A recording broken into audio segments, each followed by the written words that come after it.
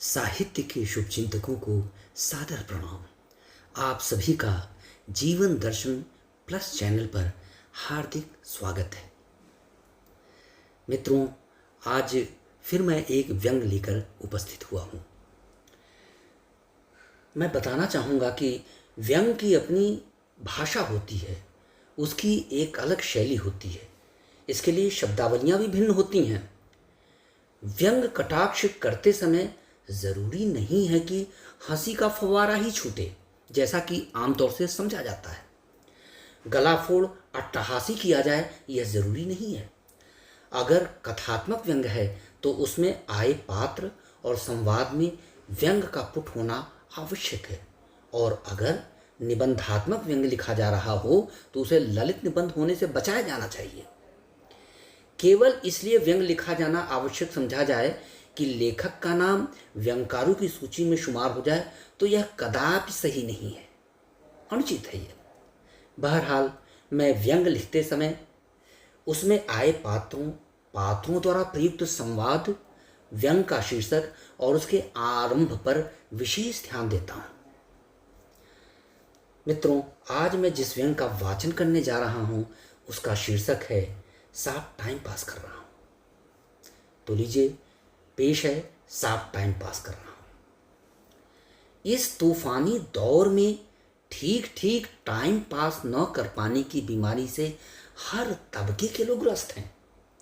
चुनांचे time pass करने के लिए आलसियों और कामकाजियों के पास कई बहाने निकल आते हैं।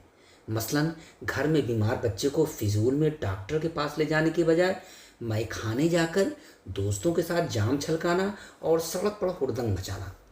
ऐसे शराबियों का नशा उतरने के बाद बस एक ही रोना होता है, साहब क्या करें, टाइम पास नहीं हो रहा है। उसके बाद वे किसी लड़की को छेड़ देते हैं, और जब पुलिस के हत्थे चढ़कर थप्पड़ों और लात घूंसों से नवाजे जाते हैं तो कान खुजलाते हुए कहने लगते हैं, साहब टाइम पास करने के लिए कुछ न कुछ तो करना ही पड़ेगा। बहरहाल, जेल की सलाखों से उबरकर वे अपनी औरतों के आगे शराब को हाथ न लगाने की कसम खाते हुए कान पकड़कर उठक बैठक लगाते हैं। उसके बाद उनके साथ बेड में रात को टाइम पास करने लगते हैं।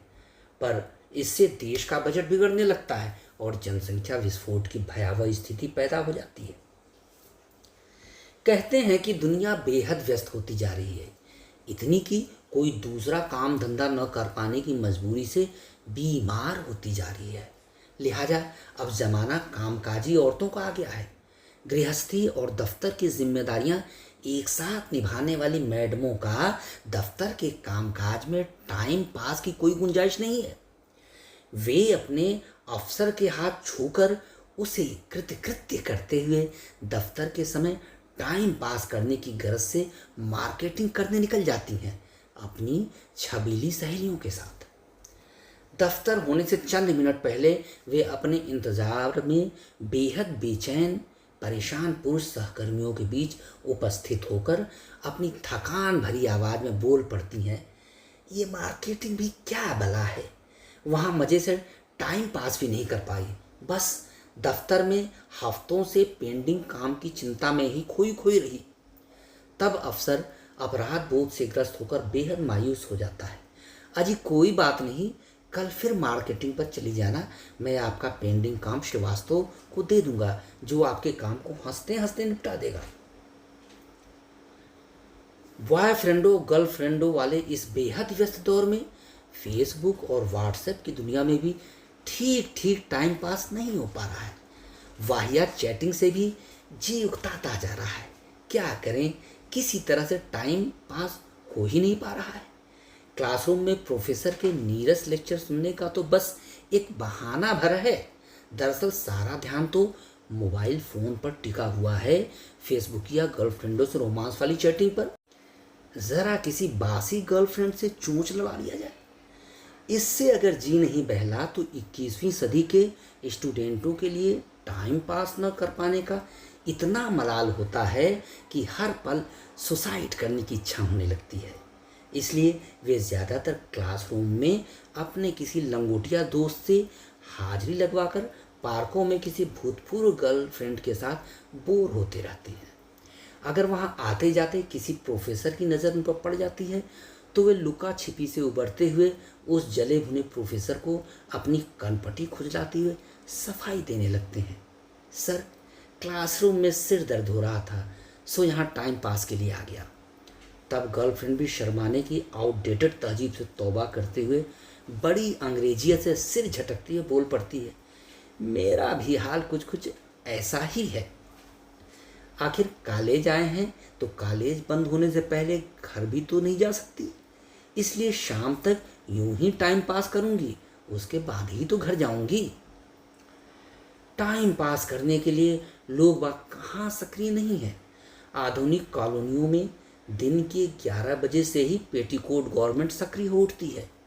अंडे बच्चों को स्कूल के लिए रफा दफा करने और मर्दों को दफ्तरों और काम धंधों पर भेजने के बाद श्रीमतियों के पास टाइम पास करने की ही विकट समस्या होती है। इस समस्या से परेशान श्रीमती शर्मा का एक जीवंत उदाहरण आपके सामने परोस रहा हूँ। श्रीमती शर्मा बालकनी में खड़ी होकर सामने छत पर श्रीमती वर्मा को इशारा करती हैं और उधर से अनुकूल प्रतिक्रिया मिलते ही जीने से उतरकर नीचे सड़क पर आ जाती हैं। मिसेस श्रीवास्तव, जो काफ़ी देर से ड्राइंग रूम में बैठी बैठी बेचैन हो रही थी, वे भी उनके सामने अपनी मौजूदगी दर्ज करती हैं। टाइम पास के लिए उनके पास बदकहियों के कई मुद्दे हैं। कॉलोनी में कूड़े कचरे को गलत जगह पर निपटाए जाने, गली में बाइकरों द्वारा कान बहराने वाले हॉर्न बजाते हुए गुजरने, जमादार द्वारा ठीक ठीक झाड़ू न लगाए जाने, अपने अपने घरों में सीलन की वजहों पर रिसर्च किए जाने आदि से संबंधित साधारण बदकहियाँ गिरगिट की तरह रंग बदलती हुई संगीन राष्ट्रीय अंतर्राष्ट्रीय मुद्दों का रूप ले लेती हैं। जिंदगी लफड़ों मसलों की एक फैक्ट्री में तब्दील हो चुकी है। अगर समय देव गाहे बगाए इस मृत्युलोक में मिल जाएं तो वह भी इस जिंदगी से कन्नी काटते मिलेंगे, क्योंकि इस जिंदगी में समय देव एक कुष्ठ रोगी की भांति किसी कोने में दुबक जाना चाहेंगे।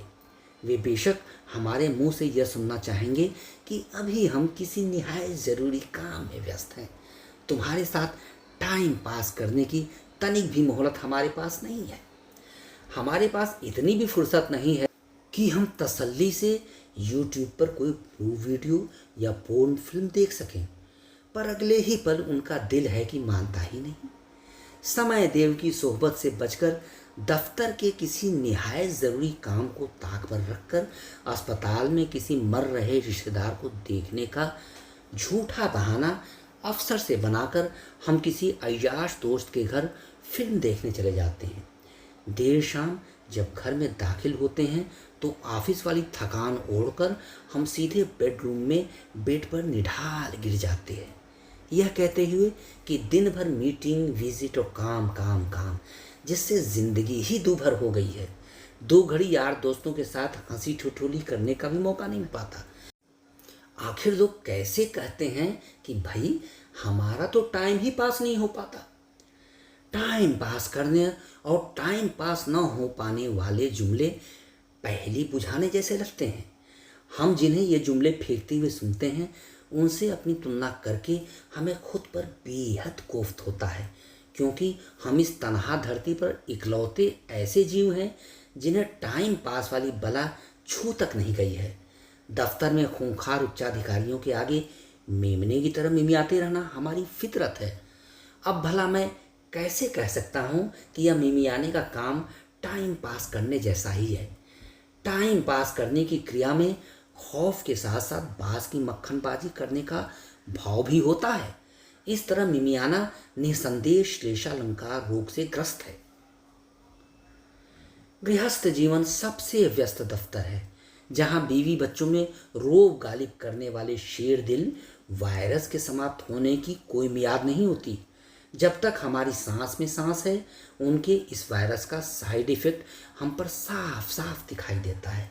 वायरस उनमें होता है और बीमार हम हो जाते हैं। अजीबो गरीब हालत है। मर कर ही इस साइड इफ़ेक्ट वाली बीमारी से निजात मिलेगी।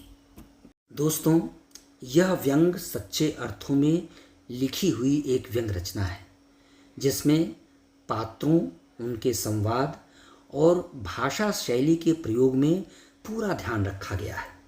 अगर आपको यह व्यंग अच्छा लगा हो, बेशक अच्छा लगा होगा, तो कृपया इसे सब्सक्राइब और शेयर अवश्य कीजिएगा, लाइक भी कीजिएगा। अरे हाँ, समीक्षात्मक टिप्पणी करना मत भूलिएगा, मत भूलिएगा, मत भूलिएगा। धन्यवाद।